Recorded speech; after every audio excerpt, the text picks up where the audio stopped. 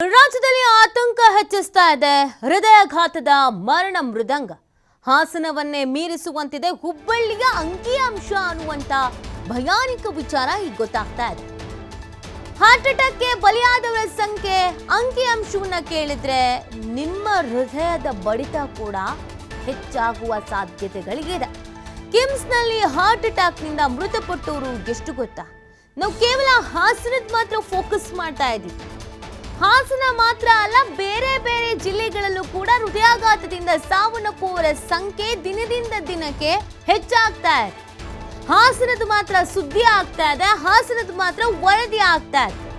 ಆದ್ರೆ ಕಣ್ಣಾಡಿಸಿ ನೋಡಿದಾಗ, ನಿಖರ ಮಾಹಿತಿಯನ್ನ ತೆಗೆದುಕೊಂಡಾಗ ಕೇವಲ ಹಾಸನದಲ್ಲಿ ಮಾತ್ರ ಅಲ್ಲ, ಬೇರೆ ಬೇರೆ ಜಿಲ್ಲೆಗಳಲ್ಲೂ ಕೂಡ ಹಾರ್ಟ್ ಅಟ್ಯಾಕ್ ಕೇಸಸ್ಗಳು ಹೆಚ್ಚಾಗ್ತಾ ಇದೆ, ದುಪ್ಪಟ್ಟಾಗ್ತಾ ಇದೆ. ದಿನಕ್ಕೆ 2-3 ಅಂತ ಸಾವಿನ ಸಂಖ್ಯೆ ಏರಿಕೆ ಆಗ್ತಾ ಇದೆ.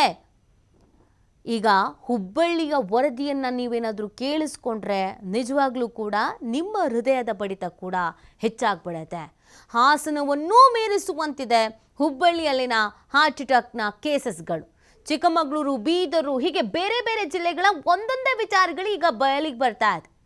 10, 12, 13, 14, 20 ಅಂತ 2 ತಿಂಗಳು 1 ತಿಂಗಳ ಅಂತರದಲ್ಲಿ ಸಾವಿನ ಸಂಖ್ಯೆ ಹೆಚ್ಚಾಗ್ತಾ ಇದೆ. ಹಾಸನದಲ್ಲಿ 2 ತಿಂಗಳಲ್ಲಿ ಇದೀಗ 34 ಸಾವಿನ ಸಂಖ್ಯೆ ಆಗಿದ್ರೆ ಹುಬ್ಬಳ್ಳಿಯ ಬಗ್ಗೆಯೂ ಕೂಡ ನಾವು ಗಮನ ಹರಿಸಬೇಕಾಗತ್ತೆ.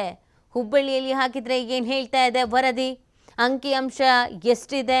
ಯಾವ ಏಜಿನವರು ಹೃದಯಾಘಾತದಿಂದ ಸಾವನ್ನಪ್ತಾ ಇದ್ದಾರೆ? ಇದರಲ್ಲಿ ಚಿಕಿತ್ಸೆ ಪಡ್ಕೊಂಡವರಿಗೆಷ್ಟು, ಚಿಕಿತ್ಸೆಗೆ ಅಂತ ಬಂದವರಿಗೆಷ್ಟು, ಚಿಕಿತ್ಸೆಗೆ ಅಂತ ಬರುವ ಅರ್ಧ ದಾರಿಯಲ್ಲಿಯೇ ಕೊನೆ ಉಸಿರೆಳೆದವರು